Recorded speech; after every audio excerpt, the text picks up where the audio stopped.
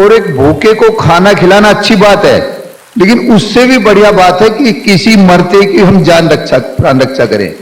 तो 2016 में हमने अमीनगर सराय में 1000 गज में ये बकराशाला शुरू करी थी और लगभग शुरू में हमने 40 बकरों से जान बचाई है। आज सबके सहयोग से लगभग 500 करीब हम पे बकरे हैं वहां।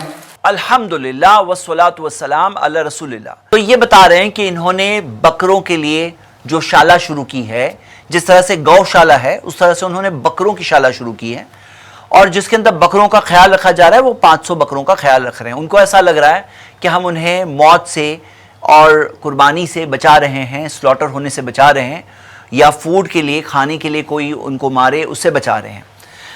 अब मैं उनसे पहला सवाल तो ये पूछूंगा कि आपको पता है पूरे इंडिया में कितनी है बकरों की आबादी? अंदाजन बकरों की आबादी इंडिया में 13.5 करोड़ है। आप ये रिपोर्ट में देख सकते हैं, जो लाइफ स्टॉक का सर्वे है जो हर 4 साल में एक बार होता है, उसके अंदर क्या आया था, जो लास्ट सर्वे हुआ था उसके अंदर आया था बकरों की आबादी 13.5 करोड़ है। आप 500 को ख्याल रख रहे हो और उसमें कितना कॉस्ट आपका जा रहा है आपको पता है। अब आप सोचो कि पूरे 13.5 करोड़ का अगर ख्याल रखते तो कितना खर्चा होता। इसके पीछे रीजन है, इसके पीछे बुनियादी रीजन ये है कि बकरों की आबादी बहुत तेजी से बढ़ती है, बल्कि जो सारे एनिमल्स जो इस्लाम ने जायज रखा है, जिनकी कुर्बानी खाने के लिए जो जायज है, वो एनिमल्स की आबादी बहुत तेजी से बढ़ती है। मिसाल के तौर पर आप देख सकते हो हर 2 साल में 3 बार प्रेग्नेंट होती है बकरी, हर 2 साल में 3 बार, और उनमें से 54% टाइम जुड़वा बच्चे पैदा होते हैं। और उनकी ग्रोथ क्या हिसाब से होती है वो भी देखिए, वो अडल्ट हो जाते हैं 13 महीने में प्रेगनेंसी होती है बकरी की प्रेगनेंसी 13 महीने। आप इंसानों में कब प्रेग्नेंट होती है औरतें बड़ी होकर, वो आप इमेजिन करिए, एक बकरी जो होती है 13 महीने से 17 महीने में प्रेग्नेंट हो जाती है। और उनकी टोटल लाइफ कितनी है, अगर आप उनको खिलाओगे चारा तो कितनी लाइफ है उनकी? उनकी लाइफ होती है 15 से 18 साल। 15 से 18 साल तक वो जिएंगे। आप खुद सोचिए इस बात को। हमारे सामने एक एग्जाम्पल है, जब गौशालाएं, जब काउ स्लॉटर बैन हुआ तो गौशाला जो हुई उनके अंदर देखा गया कि बहुत इंतजाम किए गए, लेकिन उसके बावजूद जगह जगह की ऐसी रिपोर्ट्स आने लगी कि कहीं पर स्टारवेशन की वजह से, भुखमरी की वजह से, बहुत सारे प्रॉब्लम्स की वजह से, अलग अलग वजह से उनकी मौत होने लगी। उनको खिलाने के लिए जो बजट चाहिए, जो बजट हमें चाहिए, वो बजट अवेलेबल होना एक बहुत दिक्कत की बात थी, परेशानी की बात थी, क्योंकि बहुत मुश्किल है इतनी सारी जो गाय बैल को खिलाना, बहुत मुश्किल मामला होने लगा। अलग अलग जगह पर आप देखोगे ये रिपोर्ट्स आने लगी, और फिर स्टेट गवर्नमेंट्स को ये प्रॉब्लम फेस करना पड़ा कि स्ट्रे कैटल्स, यानी लोग अपनी गाय बैल को छोड़ देते थे, सड़क पर छोड़ देते हैं, और वो गाय बैल जब निकल जाए सड़क पर तो अलग अलग जगह पे, कहीं पे ट्रैफिक जैम हो रहा है, कहीं पे खेतों में घुस रही हैं और फार्मर्स को प्रॉब्लम हो रहा है, अलग अलग तरह की डिफिकल्टीज की वजह से। फिर क्या हुआ, ये स्ट्रे कैटल मेनेस की वजह से स्टेट गवर्नमेंट्स को फंड देना पड़ा। आप यूपी की रिपोर्ट देख सकते हैं, 2000 करोड़ का सालाना बजट है सिर्फ स्ट्रे कैटल्स को संभालने के लिए। ये जो गाय बैल जो सड़कों पर निकल आती है, खेतों में निकल आती है, इनको संभालने के लिए, इनको कंट्रोल करने के लिए 2000 करोड़ का बजट, इनको खाना खिलाने के लिए तकरीबन 50 रुपए पर डे, यानी कि 1500 रुपए पर मंथ का खर्चा दिया जा रहा है। जैसे मिसाल के तौर पे हरियाणा गवर्नमेंट ने 400 करोड़ खर्च किया है, राजस्थान के अंदर 1500 करोड़ से ज्यादा फंड दिया जा चुका है। अगर आप इंडिया की आबादी देखोगे तो उस एतबार से कितना खर्चा होता है, इंडिया के अंदर दूध देने वाली गायों को छोड़ देते हैं, बाकी गाय बैल के ऊपर खर्चा कितना है, 14 करोड़ जो गाय बैल है उनके ऊपर 1500 रुपए पर मंथ का खर्चा गिन लो, कितना होता है?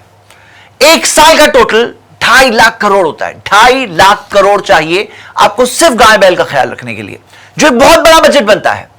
आप इस बात से अंदाजा लगाइए कि इंडिया के अंदर सारे जो इतनी बड़ी आबादी हमारी, इतने सारे जो इंसान बसते हैं, इनका टोटल हेल्थ बजट कितना है? तकरीबन 1 लाख करोड़, और गाय बैल को संभालने के लिए आपको 2.5 लाख करोड़ चाहिए। इसके अलावा अगर आप देखोगे बफेलो, शीप, गोट, इनके ऊपर कितना सारा खर्च। जैसे इन्होंने बकरों के लिए शाला बनाई, अगर ऐसे बनाया जाए सारों के लिए तो आपको कितने लाख करोड़ हर साल चाहिए। और एक मिसाल के तौर पर एक गाय बैल की लाइफ कितनी होती है, क्या आपको पता है?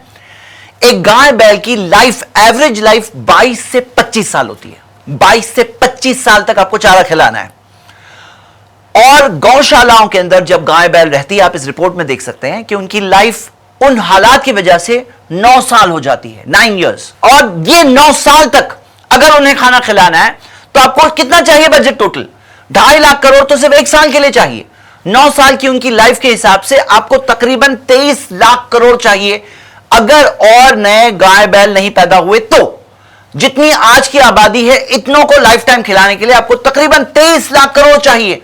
फंड सोचिए आप। इसी वजह से हम देखते हैं कि फंड्स, अपीलें आने लगी, एनजीओज एक्शन में आए, अलग अलग काउ शेल्टर्स बनाए, उसके अंदर गाय बैल को वो लोग संभाल रहे हैं, उनको खाना खिला रहे हैं, उसके लिए फंड अपील कर रहे हैं पब्लिक में, और इस तरह से कोशिश कर रहे हैं कि हमने ये इतना बड़ा खर्चा, इसकी जिम्मेदारी जो अपने ऊपर ले ली, इसको किसी तरह से पूरा करें।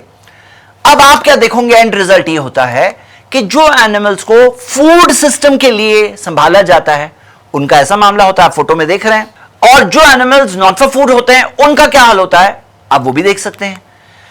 एक समझने वाली बात यह है कि इंडिया की 77% आबादी नॉन वेजिटेरियंस है, और ग्लोबल हंगर इंडेक्स के मुताबिक इंडिया की तकरीबन 20% आबादी अंडर नरिश्ड है, यानी उनको सफिशिएंट खाना नहीं मिलता। अब अगर आज हम हमारे इस दौलत को, इस वेल्थ को ना संभालें, जो लाइफ स्टॉक होते हैं ना, ये जो जानवर, ये हमारी कंट्री की एक वेल्थ है, अगर हम इसे ना संभालें उसका रिजल्ट क्या होगा आपको पता है? इस एक मिसाल से समझिए कि यहां पर इस रिपोर्ट में आया है तकरीबन 50,000 बैल को लेकर के उनको स्टेरिलाइज किया गया ताकि उनके जरिए बच्चे ना हो, और कोशिश ये की जा रही है कि गाय बैल की जो आबादी इतनी बड़ी है हमारी कंट्री में, इतने करोड़ों है हमारे पास, उनकी आबादी कैसे कैसे करके कम हो जाए ताकि संभालने के लिए हमें कम गाय बैल को संभालना पड़े। इसी तरह अगर ये वीडियो के बनाने वाले की बात मानी जाए तो इसी तरह से बकरा बकरी, मेंढा मेंढी और सारे के सारे जो हमारे लाइफ स्टॉक एनिमल्स है उनका ख्याल नहीं रखा जाएगा, उनकी आबादी कम करने की कोशिश की जाएगी। लेकिन ये हमारी कंट्री की एक दौलत है, समझना चाहिए कि जैसे मिसाल के तौर पर इंडिया के अंदर ये जो लाइफ स्टॉक एनिमल्स है इनकी आबादी तकरीबन 50 करोड़ है। सेकंड नंबर दुनिया में अप्रोक्सीमेटली चाइना है जिनके पास तकरीबन 40 करोड़ है, उनके बाद में ब्राजील है जिनके पास तकरीबन 30 करोड़ है। अगर हम इस चीज का ख्याल नहीं रखेंगे तो क्या होगा? हर साल, हर 4 साल में जब हम सेंसस लेंगे हमें क्या पता चलेगा कि यहां पे आबादी गिरती जा रही है। लेकिन इसमें एक अलार्म बेल वाली बात है। अलार्म बेल वाली बात क्या है कि आपको पता है जब फेमाइन और अकाल पड़ता है, जब खेत के जो प्रोड्यूस है कम होते हैं, और 77% आबादी जब नॉन वेजिटेरियंस है तो वो लोग ये सारे जानवरों को भी खाते हैं, फिर क्या होगा? सूखे और अकाल के टाइम पे, फेमाइन के टाइम पर अगर सब के सब सिर्फ खेत के फार्म प्रोड्यूस वेजिटेबल्स के ऊपर आ जाएं, और वेजिटेबल अगर कम हो गई पैदावार किसी भी वजह से, फेमाइन की वजह से, कोई भी रीजन की वजह से, फिर क्या होगा आप खुद समझ सकते हैं। जो पिछले फेमाइंस के टाइम पर जितनी लार्ज नंबर ऑफ डेथ्स हुई, आप बंगाल फेमाइन की मिसाल ले लीजिए, जो तकरीबन 20 से 30 लाख के करीब लोगों की मौत हुई, और कुछ रिपोर्ट्स के मुताबिक 50 लाख के करीब जो लोगों की मौत हुई। अब ऐसा कुछ हो जाए, अगर प्रोड्यूस कम हो गई और हमारे पास हमारा जो लाइफ स्टॉक है, ये जो एनिमल्स है, अगर नहीं रहे, फिर क्या होगा? फिर क्या होगा आप खुद समझ सकते हैं कितना बड़ा डिजास्टर हो सकता है। इसमें जो लोग नेचर की जो बैलेंसेस है उसको इग्नोर कर रहे हैं, जो सिस्टम है उसको इग्नोर कर रहे हैं, जो ऊपर वाले ने हमें बनाया और हमारे लिए खाने का भी इंतजाम किया, हर किसी के लिए कुछ ना कुछ इंतजाम किया है, तो ये चीज को जो लोग इग्नोर कर रहे हैं, जिसे क्रूअल्टी वो कह रहे हैं, वो क्रूअल्टी नहीं है, वो एक मर्सी है, वो एक टाइप का बैलेंस है जो नेचर में एग्जिस्ट करता है। और ये चीज को अगर हम डिस्टर्ब करने की कोशिश करें तो हम खुद इंसानों को डेंजर में डाल सकते हैं, हम खुद उन जानवरों के साथ एक बहुत ही मर्सीलेस ट्रीटमेंट करेंगे। ये चीज हमें सोचना चाहिए, और जो सही चीज है समझकर, एज मैच्योर इंडिविजुअल्स जो अपने इमोशंस को सही जगह पे रखकर ऊपर वाले की दी हुई इस अक्ल को इस्तेमाल करके सही डिसीजन तक पहुंच सकते हैं, हम सबको सोचना चाहिए।